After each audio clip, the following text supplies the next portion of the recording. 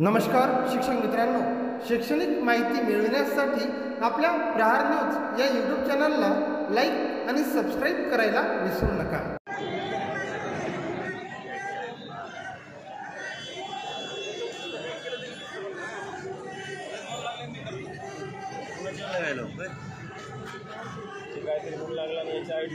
मित्रांनो, दक्षिण इकडे आझाद मैदानावरती उपस्थित असलेल्या सर्व आपल्या बंधू भगिनी, महाराष्ट्रातील सर्व आपले समदुखी सहकारी, त्यामध्ये प्राथमिक, माध्यमिक, उच्च माध्यमिकचे जे 20% वाले असतील, 40 वाले असतील, 60 वाले असतील, छोटीवाले असतील अथवा पुणे स्तरावरील अघोषित असतील, या सर्वांना माझे एक नम्र विनंती आहे. फेसबुक जमान्याच्या इतिहासात मी पहिल्यांदाच लाईव्ह बोलतोय. लाईव्ह बोलण्याची गरज मला तरी आतापर्यंत पडली नाही. ती भूमिका आतापर्यंत ज्या व्यक्तीकडे दिली जात असायची ती व्यक्ती समर्थपणे पार पाडत असायची. अशा केवळ एकाच व्यक्तीबाबत मी बोलत होतो. असे अनेक मावळे आपल्याकडे आहेत. पण तो मला सुद्धा आपल्या इतर सहकार्याबरोबर लाईव्ह यावं असं वाटलं. म्हणून 3 जानेवारीपासून सुरू असलेल्या शिक्षक समन्वय संघाच्या लढ्याबाबत, आंदोलनाची पुढील दिशा काय असावी, आंदोलन नेमकं कोणत्या दिशेने आपल्याला चालवायचंय, याबाबत मी तुम्हाला थोडंसं बोलण्याचा प्रयत्न करतोय. केवळ मी आपल्या सहकारी शिक्षकांनाच बोलतोय असं नाही, महाराष्ट्रातील तमाम शिक्षण संस्था चालक असतील, त्याचबरोबर शिक्षण क्षेत्राविषयी विविध जे व्यक्ती निगडीत आहेत, जे की समाजकारणातही काम करतात, राजकारणातही काम करतात आणि त्याच्या माध्यमातून शिक्षण चळवळीला प्रेरणा दिली जाते, प्रेरणा मिळते, यांनाही माझं आवाहन आहे.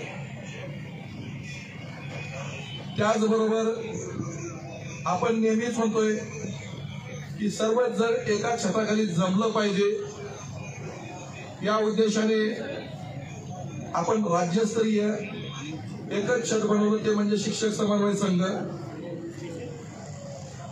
जे काही शिक्षक समन्वय संघाला पाठिंबा देणाऱ्या संघटना असतील, मी सर्व संघटनांची इथं नावं घेणार नाही, कोणत्याही संघटनेचं नाव घेणार नाही, त्या संघटनांचे संस्थापक अध्यक्ष असतील, सचिव असतील, कार्याध्यक्ष असतील वा इतर राज्य पदाधिकारी असतील, विभाग पदाधिकारी असतील, जिल्हा पदाधिकारी असतील, तालुका पदाधिकारी असतील आणि त्यांचे सदस्य, विविध संघटनांचे नाव न घेता मी सर्व संघटनांचे म्हणतोय. कारण कोणत्याही आंदोलनाचं यश हे केवळ एकट्याच्या बळावर जिंकलं जात नाही, ते मिळत नाही, तर ते अनेकांच्या ताकदीवर ते लढलं जातं आणि त्याच्यावरती त्याचं श्रेय यश मिळवलं जातं.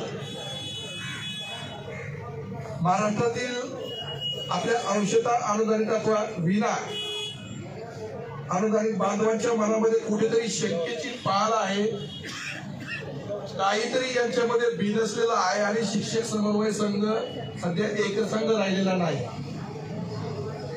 हा तुमचा मी गैरसमज आहे असं मानतो. म्हणून मी सुरुवातीलाच या ठिकाणी पहिल्यांदाच मी तुम्हाला लाईव्हच्या माध्यमातून मी आपणास आवाहन करतोय. विशेषतः यापूर्वीच्या शिक्षक समन्वय संघाच्या आंदोलनातील आपले जुने सहकारी, कदाचित मी नाव घेताना विसरेल, कदाचित एखाद्याचं नाव माझ्याकडून चुकून राहील, पण मुद्दामच टाळतोय असं नाही, पण मी सर्वांचे नाव घेण्याचा प्रयत्न करेन.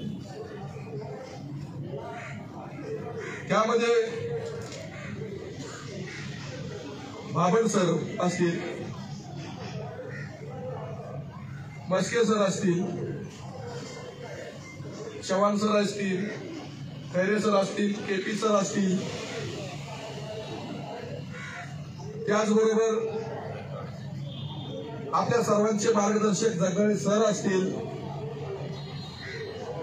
माझी विनंती आहे, माझी नम्र विनंती आहे, माझी कळकळीची विनंती आहे, ही केवळ माझ्याच माध्यमातून नाही, या आझाद मैदानावर बसलेल्या सर्व बांधवांच्या वतीनं या सर्वांना माझी विनंती आणि आवाहन आहे. शिक्षक समन्वय संघाचा इतिहास आहे, तो इतिहास पुसला जाऊ देऊ नका. काही व्यक्तिशा कामं आहेत, कोणाची परीक्षा असेल, कोणाचं घरगुती वैयक्तिक काम असेल, तिथे 2 दिवस लागतील, 3 दिवस लागतील, परंतु आपण आझाद मैदानाकडे या. जोपर्यंत या मैदानातून आपण एक संघ एकत्रितपणा महाराष्ट्राला दाखवत नाही, तोपर्यंत महाराष्ट्रातील तमाम आपल्या सहकाऱ्यांच्या मनात विश्वास निर्माण होत नाही. म्हणून हाच विश्वास संपूर्ण महाराष्ट्राला देण्यासाठी आपण सर्वांनी जितकं शक्य होईल तितकं लवकर आपण आपली बॅग भरावी. ज्या पद्धतीने आपला प्रवास आहे त्या प्रवासाच्या दिशेने आपण मार्गस्थ व्हावं. आणि विशेष तुम्ही आलात, 2 दिवस थांबलात, 4 दिवस थांबलात, परत गावाकडे चाललात, किंवा आपण 2 दिवसाच्या 4 दिवसाच्या तयारीने आपल्याला मुंबईला जायचंय, काय हरकत नाही, हे टाळून या. घरी कल्पना द्या की शिक्षक समन्वय संघाचं आंदोलन किती दिवस चालतंय, काय चालतं, त्याचा यश मिळण्यास किती वेळ लागतो. जितकी संख्या जास्त असेल तितकं लवकर यश मिळतं. कमी संख्येवर यश मिळतं असं म्हणणार नाही, फक्त काय होतं त्याला वेळ जास्त लागतो. परंतु जसं मी आवाहन करत आहे तसं आपण आपल्या स्तरावरून आपण सध्याच्याला आहेत त्या ठिकाणावरून आता जस्ट लगेच आपल्या संपर्कात असलेल्या सर्व प्राथमिक, माध्यमिक आणि उच्च माध्यमिकच्या आपल्या सहकार्यांनी संपर्क करा. आपला पदाधिकाऱ्यांना निरोप द्या. थोड्या वेळापूर्वीच मी सांगितलं, राज्य पदाधिकारी असतील, विभाग पदाधिकारी असतील, जिल्हा पदाधिकारी असतील, तालुका पदाधिकारी असतील, या सर्वांनी आपल्या जबाबदारीची जाणीव ठेवून, आपल्या जबाबदारीची भान ठेवून आपण आपल्या कामामध्ये योगदान देण्यासाठी समोर या. जेणेकरून एकच लढा आपल्याला, हाच लढा आपला शेवटचा लढा ठरावा, जेणेकरून भविष्यात मैदानात येण्याची गरज पडणार नाही. मला माहिती आहे, मला जाणीव आहे, पुढच्या महिन्यामध्ये 10वी बोर्ड परीक्षा असतील, 12वी बोर्ड परीक्षा असतील, याच्या प्रात्यक्षिक परीक्षा सुरू होणार आहे. 20 तारखेच्या नंतर या ठिकाणी एक मोठं आंदोलन, यासाठी जमणारी संख्या या ठिकाणी तर जमत आहे, त्यांचंही आंदोलन आहे, काही हरकत नाही. परंतु काही जणांचं असं वैयक्तिक मत असेल की कदाचित त्या मोठ्या आंदोलनाचा परिणाम आपल्या आंदोलनावरती होईल. आपल्याला जागा इथं दिलेलीच आहे, त्यांना जागा दिलेली आहे. आपण आपल्या जागेवरती बसलं तर आपल्याला कोणी उठून लावणार आहे का? कोणी उठून लावणार? हेच एक वैशिष्ट्य राहील की मोठ्या जितके इथे 100 आंदोलन असू द्या, पण त्यामध्ये एक शिक्षकांचं सुद्धा स्वतःच्या हक्काच्या लढ्यासाठी, पगारासाठी सुद्धा इतर शिक्षक सुद्धा या मैदानावरती इतर आंदोलनाच्या तुलनेत तिथे बसलेले, त्यांच्यासोबत बसलेले, हेही महाराष्ट्राला कळलं. आज नाही उद्या संवादातून मार्ग निघेलच. शिक्षण मंत्री संवाद करायला तयार आहे. दुर्दैवानं आज भेट होऊ शकली नाही. काल भेट संध्याकाळी 20 मिनिट चर्चा झाली. ते संवादासाठी तयार झालेले आहेत आणि पुढची त्यांच्यामध्ये त्यांचं काम चालू आहे त्यांच्यामध्ये. परंतु या ठिकाणी मोजकेच काही अनुभवी लोक उपलब्ध असल्यामुळे मंत्रालयीन ठिकाणचा फॉलो, इतरांच्या गाठीभेटी, निवासाची व्यवस्था, या सर्व गोष्टीचा भार झेपावणं शक्य नाही. त्यासाठी आपले पूर्ण जे लोक आहेत त्यांनी समोर यावं, आपलं सहकार्य द्यावं. सहकार्याच्या माध्यमातून काय होईल, इतरांचा भार सुद्धा फार कमी प्रमाणात का होईना तो कमी होईल. काही की म्हटलं तरी आपला एकच ध्येय आणि एकच उद्देश आहे. प्रश्न अनेक आहेत, प्रत्येक प्रश्नाचं एकच उत्तर आहे, आझाद मैदानावरील संख्या. तो काय म्हणतो, हा काय म्हणतोय, त्याच्याशी काही देणं घेणं नाही. आपण बोलताना घोषणा देताना म्हणतोय अरे देत कसा नाही, घेतल्याशिवाय राहत नाही. हे आपण आपल्या युनिटीच्या जीवावर आपण बोलतोय. तीच युनिटी आपल्याला दाखवायची वेळ पडलेली आहे. पुन्हा एकदा मी माझं विनम्रपणे हात जोडून विनंती करतोय, मित्रांनो, शिक्षक समन्वय संघाचा सुद्धा आंदोलन आतापर्यंत जे चाललेलं आहे, जे की त्याचा इतिहास पाहता जवळजवळ सर्वच आंदोलनाच्या माध्यमातून काही ना काही यश आपण प्राप्त केलेलं आहे. परंतु सदरेल आंदोलन सुद्धा त्याच दिशेने जावं, चांगल्या यशाकडे जावं एवढी अपेक्षा आहे. कोण आंदोलन लावतं, कोण करतं, कोण असं बोलतो, कोण तसा बोलतो, आपल्यावरती काही परिणाम पडत नाही. आणि तुम्ही जर आला तर लवकरात लवकर आला, तुम्ही येणार नाही, मी त्याबद्दल इन्कार करणार नाही. पण जितक्या लवकर होईल तितक्या लवकर हा शब्द प्रयोग केला गेला. तुम्ही जर आला इथं बसणाऱ्यांची ताकद वाढते, मानसिक आधार मिळतो आणि लढण्याची जिद्द वाढते. म्हणून आपण सर्वजण या मैदानावर बसलेल्यांची तुम्ही एक ऊर्जा आहात. शेवटी आपण निश्चितपणानंच आज, उद्या, परवा अथवा मॅक्झिमम सोमवारच्या दिवसापर्यंत आपण आझाद मैदानावर सर्वच संघटनेचे सर्वच पदाधिकारी तसेच महाराष्ट्रातील आपला सर्व बांधव भगिनी उपस्थित राहील अशी अपेक्षा व्यक्त करतो. आणि यापुढे मी शेळके सरांना पुढील त्यांची काय मत आहे त्यांना जाणून घेण्यासाठी त्यांच्याकडे माहिती. हॅलो, आताच कांबळे सरांनी सांगितल्या पद्धतीने 3 तारखेपासून आपलं आंदोलन चालू आहे आणि आज तारीख 12 आहे. आपल्याला हे जे काही 10-11 दिवस झाले आंदोलन चालू आहे, यासाठी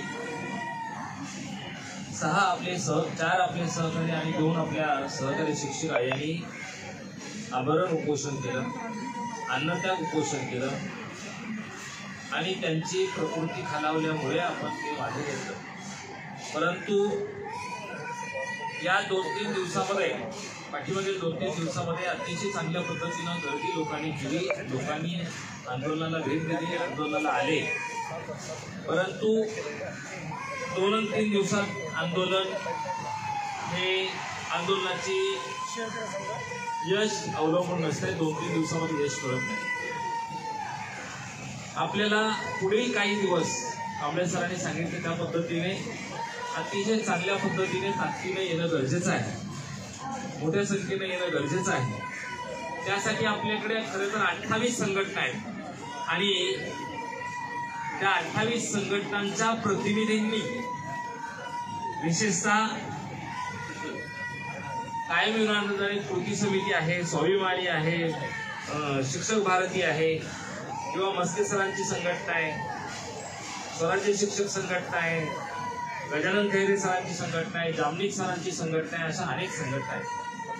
या सर्वच्या सर्व संघटनांच्या प्रतिनिधींना विनंती आहे, कमीत कमी आपले प्रत्येक संघटनेचे 500 लोक इथे उपस्थित करायचे. जर त्या पद्धतीनं झालं नाही तर त्या संघटनेचा विशेषतः इथे अतिशय चांगल्या पद्धतीने प्रकर्षाने उल्लेख केला जाईल का तुमच्या संघटनेचं नुसता पाठिंबा आहे, परंतु लोक तुमच्या संघटनेची इथे उपस्थित नाहीयेत. त्यामुळे तो जर नामोल्लेख टाळायचा असेल तर त्यासाठी तुम्ही जास्तीत जास्त संख्येने लोकांना इथे पाठवलं पाहिजे आणि तुम्ही स्वतः पदाधिकारी इथे उपस्थित राहायला पाहिजे. मित्रांनो, नुसती लोक येऊन काही फायदा नाहीये. त्यासाठी विशेषतः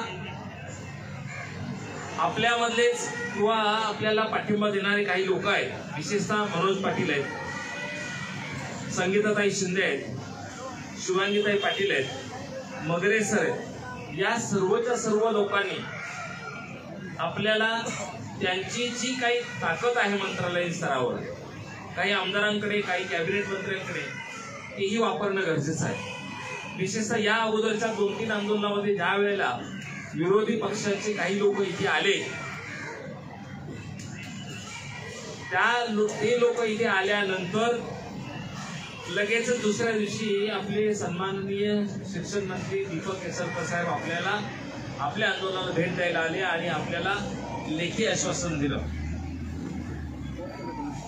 म्हणून आपल्या सर्वांना ही विनंती आहे, ही जी लोक आहेत, मनोज पाटील असतील, संगीताताई शिंदे असतील, शुभांगीताई पाटील असतील, शुभांगीताई पाटील असतील, मगरे सर असतील किंवा इतर कोणी असेल, तर या लोकांना तुम्ही संपर्क करा. आम्ही संपर्क करतो आणि या लोकांच्या माध्यमातून आम्ही विरोधी पक्षाला इथे पाचारण करतो. कारण जेणेकरून ते इथे आल्यानंतर सत्ताधारी लोकांना या प्रश्नाची अजून दाहकता कळेल आणि ती दाहकता कळाल्यानंतर आपला प्रश्न लवकरात लवकर सुटायला मदत होईल. म्हणजे त्या दृष्टीनं आम्ही तर समन्वय निश्चितच प्रयत्न करणार आहोत. परंतु याही व्यतिरिक्त जर कोणी असेल तर त्याही लोकांना तुम्ही अतिशय चांगल्या पद्धतीने संपर्क करायचा आहे. त्याचबरोबर शिक्षक आमदार असतील, पदवीधर आमदार असतील किंवा इतर कोणी असेल तर या सर्वच्या सर्व लोकांना तुम्ही संपर्क करायचा आहे. आम्ही संपर्क करू आणि ते संपर्क केल्यानंतर त्यांना कुणीही विरोधी पक्षाचं इथं असेल, प्रभावी व्यक्ती असेल तर त्यांना इथं बोलवण्याचं हे करा. आम्ही बोलवतो जेणेकरून आपला प्रश्न लवकरात लवकर मार्गी लागेल. या पद्धतीनं मी सर्वांना विनंती करतो आणि यानंतर मी सोनवणे सरांना 2 शब्द बोलण्याची विनंती करतो. मित्रांनो, गेल्या 3 जानेवारीपासून आपण आझाद मैदान मुंबई येथे आंदोलनास सुरुवात केली. जाणीवपूर्वक 3 तारखेपासूनच आपण या आंदोलनाची सुरुवात केली. कारण हा जो महिना आहे हा स्त्री जागराचा आहे, स्त्री शक्तीचा हा महिना आहे. आणि 3 तारखेपासून सावित्रीबाई फुले यांच्या जयंतीपासून त्या मा जिजाऊ यांच्या जयंतीपर्यंत हे आंदोलन अविरतपणे चालू आहे. मध्यंतरी आपल्या 6 लोकांनी, त्याच्यामध्ये 2 स्त्रिया आणि 4 पुरुष यांनी 3 दिवस अन्नत्याग आंदोलन केलं. त्यांच्या तब्येता अतिशय बिघडल्या होत्या. सर्वांचे 160च्या वर BP झाला होता. आणि खरोखर इथं जे अभूतपूर्व गर्दी लुटली होती, जी की मला वाटतं 10 तारखेला, त्या 10 तारखेच्या 2 दिवस आधी जी गर्दी लुटली, त्या सर्वांनी 10 तारखेला सर्वांनी विनंती केली या उपोषणकर्त्यांना की आपला अनुदानाचं काय होईल ते होईल, पण आपल्या मावळ्यांचा जीव नाही गेला पाहिजे. कारण त्यापैकी दीपक कुलकर्णी सरांना ऑलरेडी एक मायनर अटॅक येऊन गेला होता आणि त्यामध्ये जर त्यांना उपोषणाला बसवायचं असेल तर खरोखर ते जीवावर बेतण्यासारखं होतं. त्यामुळे आपण अन्नत्याग आंदोलन फक्त नाही घेतलंय, परंतु धरणे आंदोलन हे आपलं आणखी चालूच आहे. मित्रांनो, तुम्ही खरोखर काही लोकांनी इथं आलेत, आंदोलनामध्ये साथ दिली. काही लोक आंदोलनामध्ये आलेत, मस्तपैकी बाहेर फिरलेत. गेट ऑफ इंडिया असेल किंवा मरीन ड्राईव्ह असेल, तिथं जाऊन फोटो सेशन केलंय, फेसबुकला व्हॉट्सअपला शेअर केलेत, घरी शेअर केलं तर मित्रांनो आपल्याला नंतर बायका लेकरांना घेऊन या रे, पुन्हा फिरणार 100% पगार घ्या, पुन्हा मुंबईमध्ये फिरणार, तुम्हाला भरपूर चान्स आहे. परंतु इथं येऊन काही लोक इथं सामील झाले नाही. त्यामुळे मी 3 तारखेपासून चालू असलेल्या आंदोलनामध्ये सर्वांना पुन्हा एकदा आवाहन करतो की येत्या सोमवारपासून किती दिवस आंदोलन चालेल आहे निश्चित आपल्याला सांगू शकत नाही. किती दिवस चालेल, सोमवार, मंगळवार, बुधवार, गुरुवार, शुक्रवार, शनिवार, रविवार येईल किंवा पुढचा सोमवार येईल. परंतु मित्रांनो आपल्याला एकच करायचं आहे की जेवढे दिवस चालेल तेवढे दिवस, आणि खरोखर तयारीनिशी निघा आणि इथं येऊन बाहेर न फिरता आपण या आझाद मैदानावर बसा. कारण आपल्याला जगवणाऱ्या 2च माती आहेत, एक गावाकडची शेती आणि आझाद मैदानाची माती. त्यामुळे मित्रांनो सर्वांना आवाहन करतो की आपण रविवारी मोठ्या संख्येने, सर्वात जास्त मोठ्या संख्या आपल्या इथं दिसली पाहिजे. 2 दिवस मला वाटतं 9 आणि 10 तारखेला आपली संख्या टिकली, लगेच लोक बॅगा भरून घरला निघाले. आज तुम्ही येताल त्या दिवशी तुम्हाला नाही भेटल का काय? आम्हाला घरचे नाहीत काय? बायका लेकर आम्हाला नाही, आम्ही सुद्धा बसायचं, तुम्ही फक्त घरीच बसायचं. 2 दिवस आले की लगेच आम्हाला न्याय भेटला पाहिजे. तसं होत नाही मित्रांनो. सरकार हे निगरगट्ट असते. सरकारला जोपर्यंत तुमची दहाता किंवा तुमची तीव्रता ही जोपर्यंत सरकारपर्यंत पोहोचत नाही तोपर्यंत तुम्हाला न्याय भेटणार नाही. मित्रांनो गेल्या 3 तारखेपासून आपण इथं बसलो. आज आंदोलनाचं एवढे मोठे दिवस झाले, 4-6 लोकांनी अन्नत्याग आंदोलन केलं. परंतु आपल्याला अधिकृत दृष्ट्या अजूनही शासनाकडून कुठलंही डेलिगेशन आलं नाही. ही आपल्याला थोडं, जे घरी बसलेत यांना थोडंसं तरी काही वाटलं पाहिजे की डेलिगेशन काय येत नाही. डेलिगेशन आपल्या लोकांना काय चर्चेसाठी बोलवलं जात नाही, कारण आपली संख्या इथं कमी पडते. 1 दिवस आलेत आणि एका दिवसात तुम्हाला न्याय भेटला असं होत नाही. मित्रांनो मी पुन्हा तुम्हाला आवाहन करतो, आव्हान नाही तुम्हाला विनंती करतो, बाबा हात जोडून विनंती करतो की रविवारी काही करून निघा आणि सोमवारपासून एक अभूतपूर्व गर्दी, एक अभूतपूर्व गर्दा या आझाद मैदानावर फक्त आणि फक्त शिक्षकांचा दिसला पाहिजे. आणि शिक्षकांची जी अवहेलना होत आहे ती अवहेलना ही सरकारपर्यंत पोहोचवण्याचं तुमच्या माध्यमातून काम व्हावं. तसंच जेवढ्याही संघटना असतील त्या सर्व संघटनेच्या पदाधिकाऱ्यांना, सर्व संघटनेच्या पदाधिकाऱ्यांना आवाहन करतो की तुम्ही तर याच आणि तुमच्या सोबत तुमचे जेवढे सहकारी असतील तेवढे घेऊन या. इतरांना मेसेज करा, फोन करा. काही कोणाच्या घरचं लग्न नाही, काही नाही, हे तुमचं आंदोलन आहे. तुमच्या पगारासाठी या, सोनवणे सरच्या पगारासाठी, राहुल कांबळेच्या पगारासाठी, शेळके सरच्या पगारासाठी, कुलकर्णी सरच्या पगारासाठी, सोकंडेच्या पगारासाठी, पवार सरच्या पगारासाठी, उभारे सरच्या पगारासाठी, जोरदारीच्या पगारासाठी येऊ नका. तुमच्या स्वतःच्या पगारासाठी या आणि स्वतःचा पगार इथून घेऊन जा. एवढं आवाहन करतो आणि थांबतो. यानंतर पवार सर आवाहन करतो. 3 तारखेपासून आझाद मैदानावर जे आंदोलन सुरू आहे ते आंदोलन यशस्वी करण्यामध्ये प्रत्यक्ष मैदानावर जेवढी शिक्षकांची भूमिका महत्त्वाची आहे, माझ्या मते पडद्याच्या पाठीमागे महाराष्ट्रातील संस्थाचालकांची सुद्धा तेवढीच भूमिका महत्त्वाची आहे.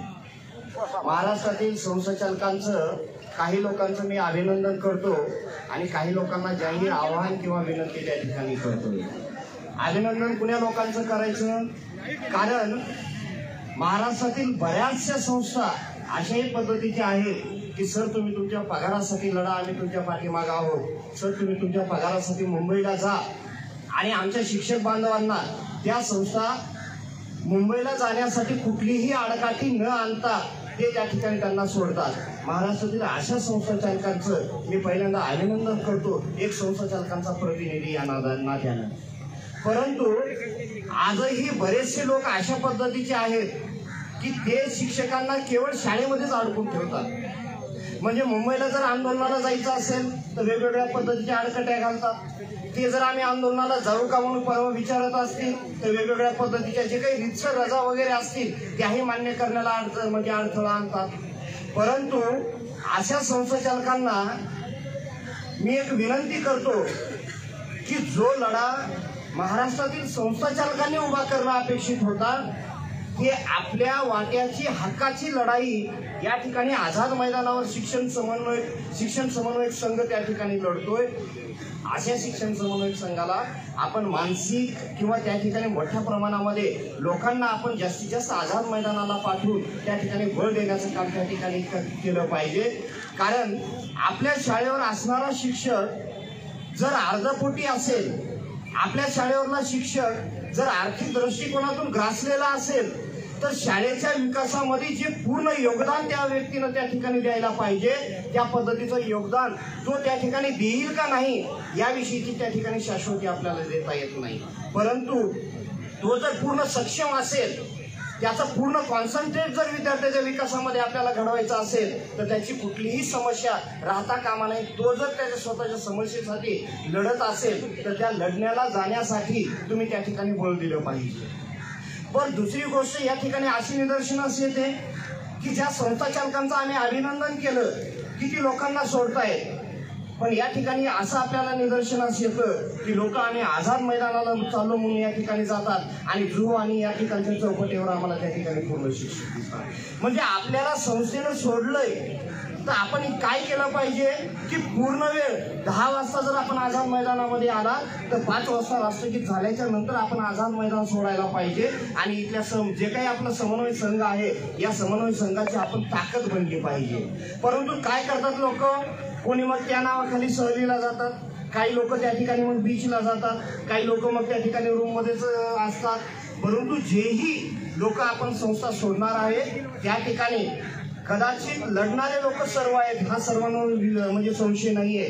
परंतु तुम्ही तुमच्या शिक्षकाचा फॉलोअप घ्या, या ठिकाणी फोटो त्यांना टाकायला हवा आणि पूर्ण वेळ आझाद मैदानावर त्या ठिकाणी हजर आहेत का नाही याही गोष्टीची त्या ठिकाणी खात्री करा. परत सर्व महाराष्ट्रातल्या संस्थाचालकांना मी विनंती करतो की आपण आपल्या शाळेवरच्या शिक्षकांना त्या ठिकाणी फ्री करावं. कारण आता 10वी आणि 12वीच्या सराव परीक्षा सुरू झालेल्या आहेत, त्यामुळे 100% लोकांची आपल्याला त्या ठिकाणी गरज नाहीये. आता मागच्या वेळेस आम्ही आवाहन केलं होतं की 4 दिवस या, 5 दिवस या, पण या ठिकाणची परिस्थिती पाहिल्याच्या नंतर एक लक्षात येतं की कमीत कमी 2 आठवड्यासाठी आपल्याला आपले लोक त्या ठिकाणी सोडावे लागतील. त्यामुळे 2 आठवड्यासाठी मग त्या सराव परीक्षा असतील किंवा वेगवेगळ्या माध्यमांना असेल, आपल्या शाळेवरचं 2 दिवसामध्ये नियोजन करावं आणि येणाऱ्या सोमवारपासून कमीत कमी 2 आठवड्यासाठी त्या ठिकाणी काय करावं की सर्व शिक्षकांना आपण आझाद मैदानावर त्या ठिकाणी फ्री करावं. धन्यवाद. यानंतर राजेश गीतेला विनंती करतो. तुमच्या नंतर देखील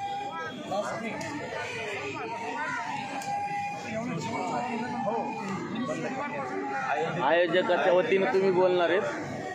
बघा, आपण सर्व महाराष्ट्रातले जे काही माझे समुद्री बांधव आहेत, समोर असलेले बांधव सुद्धा, आपण 3 तारखेपासून आंदोलन करतोय. आंदोलनाला 10 दिवस झाले. 10 दिवसामध्ये अजूनही पाहिजे त्या पद्धतीचा रिस्पॉन्स आलेला नाही. संध्याकाळ असेल, आमच्या जन्म असेल, सगळ्यांनी शेळके सरांनी. त्याचं कारण काय की आपल्या आंदोलनाच्या थोडी धगही वाढवावं लागत आणि आंदोलनाची पद्धत सुद्धा बदलावं लागत. तर एक पद्धतीनं आपलं एक आंदोलन आझाद मैदानामध्ये चालू आहे. आझाद मैदानामध्ये आपण आता तीव्रता वाढवू, इथे लोकांची संख्या वाढवू, संख्येबरोबरच त्यांचा आक्रोश आपण दाखवू. पण एवढ्यावर सुद्धा आपल्याला शासन जर नमत नसेल, तर आंदोलनाची पुढची पायरी म्हणून आपण जे आपले प्रतिनिधी आहेत, फक्त शिक्षकांनी शिक्षकासाठी लढावं का? आपण आपले काही प्रतिनिधी निवडून दिलेले, ज्यांना आपण शिक्षक आमदार असं गोंडच नाव दिलेले, त्या शिक्षक आमदारांनी सुद्धा आपल्या या प्रश्नाच्या बाबतीत लढणं त्यांचं कर्तव्य. मग त्यांच्या वाट्याची लढाई जर आपण लढत असू, शासनाचे धोरणं असतील, शिक्षकांवर होणारे अन्याय असतील, त्या अन्यायाला वाचा फोडण्याचं, त्या धोरणं बदलवण्याचं काम शिक्षक आमदार असेल ते करत नाही.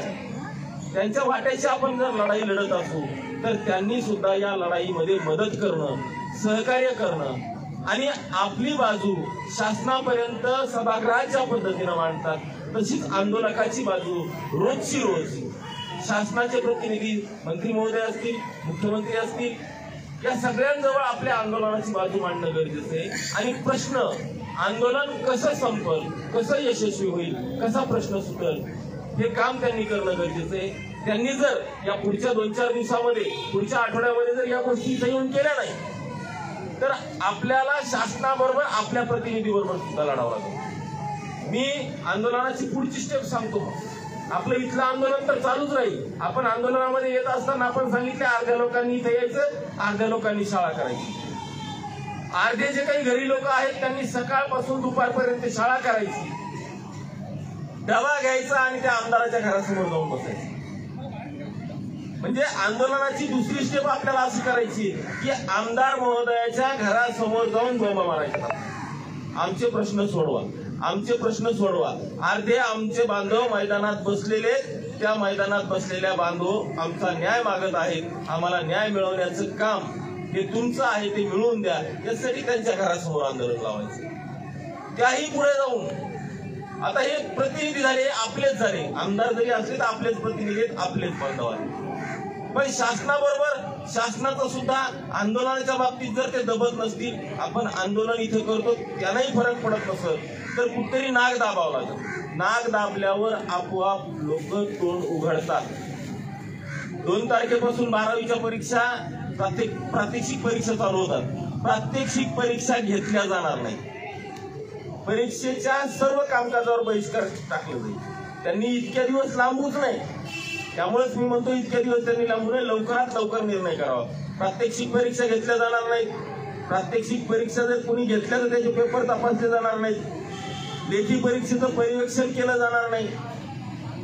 त्यानंतर पर्यवेक्षण झालं, पर्यवेक्षणानंतर जे काही पेपर तपासणीसाठी येतील ते परीक्षण सुद्धा केलं जाणार नाही. एकंदरीत बोर्डाच्या सर्व परीक्षा कामकाजावर आपल्या 10वीचा असेल 12वीच्या असतील सगळे बांधव बहिष्कार टाकतील. अशा पद्धतीनं आपण सगळ्या बाजूनं आझाद मैदानावर लढू. शाळेवर शिकवत असताना सुद्धा आपण आपला जो काही संघर्ष आहे तो संघर्ष चालूच ठेवू आणि या संघर्षामधून शेवटी विजय हा आपलाच आहे. तो विजय आपल्याला मिळवायचा आहे. त्याचं कारण मी वारंवार सांगतो, शिक्षण मंत्री महोदय आम्हाला बोलतात, कालही भेट झाली होती, कालही बोलता बोलता ते म्हणले की मी लवकरच शासन आदेश करतोय, लवकरच टप्पा देणार आहे, दरवर्षी टप्पा मिळेल अशा पद्धतीची व्यवस्था करतो. सगळं आपल्याला ज्या गोष्टी लागतात ते करायला ते तयार आहे. सब करूंगा लेकिन तारीख नाही बताऊंगा. अशा प्रकारची मानसिकता शिक्षण मंत्री महोदयाची आहे.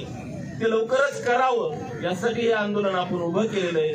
आपण या आंदोलनामधून यशापर्यंत जाऊन पोहोचू. पण यासाठी आपल्या सगळ्या बांधवांचं सहकार्य असणं गरजेचं आहे. त्यामुळे मी पुन्हा एकदा संघटनेचे प्रतिनिधी असतील, पदाधिकारी असतील, या सगळ्यांना सांगतो, संघटना आपल्या 28, 27, 25 ज्या काही म्हटल्यात तेवढ्याचे तालुका अध्यक्ष 358 तालुका अध्यक्ष 358 लोक असायला पाहिजेत. 36 जिल्हा अध्यक्ष असायला पाहिजेत. 8 विभागाचे 3-3 प्रतिनिधी बनले तर 24 ते असायला पाहिजेत. म्हणजे एका संघटनेचे 500 प्रतिनिधी होतात. नाही, 50 सुद्धा नाही. त्यामुळं जे काही गावामध्ये, शाळेमध्ये, एखाद्या कार्यालयामध्ये मी संघटनेचा अमका आहे जी काही टिमकी मिरवतात अशा बांधवांना मी सांगतो की मैदानात या.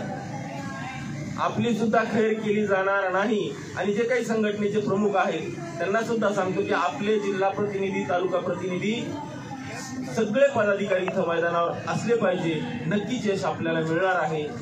त्यानंतर खऱ्या अर्थानं ज्यांनी हिंमत करून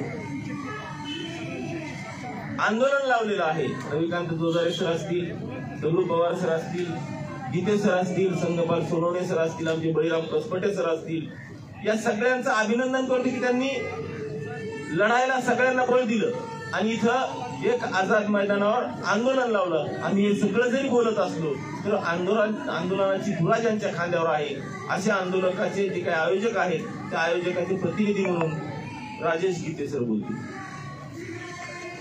मित्रांनो, मी या आंदोलनात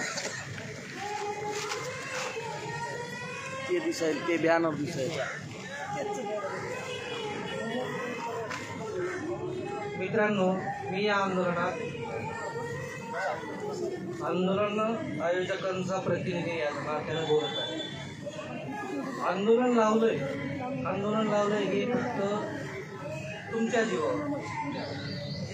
तुम्ही जर इथं जर संख्या नसेल तर आयोजक काय किंवा या ज्या काही सर्व संघटना आहेत या सर्व संघटनांचे किंवा येथील काय आपण म्हणतो मुख्य समन्वयक आहे हे काहीही करू शकत नाही.